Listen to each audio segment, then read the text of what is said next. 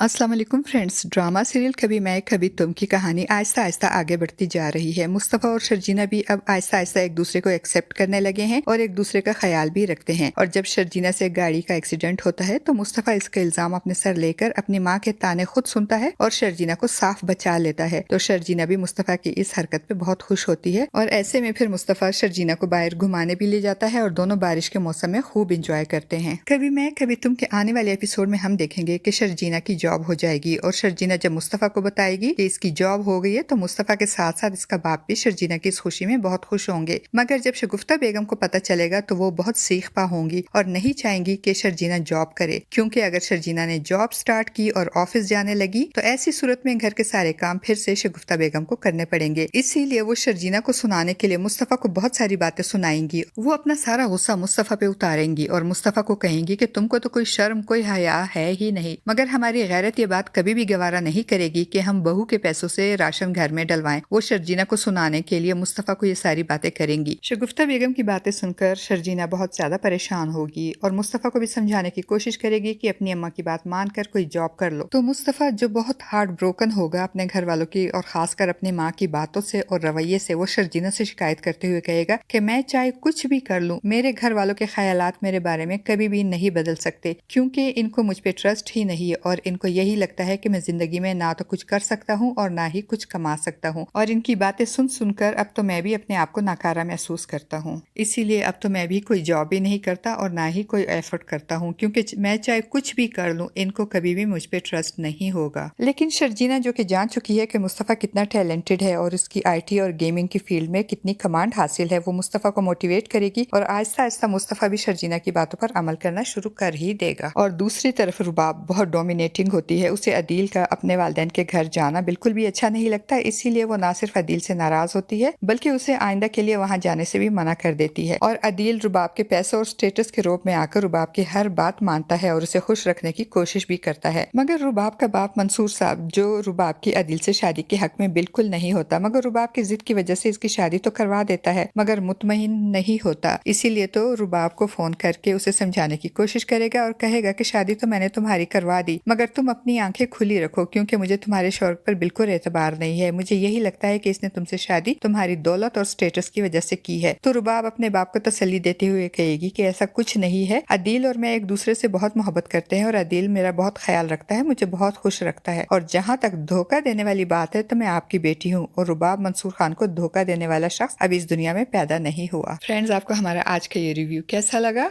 Comment box में अपनी राय का इजहार जरूर कीजिएगा। चैनल पे न्यू है तो चैनल को भी सब्सक्राइब कर दीजिएगा। शुक्रिया।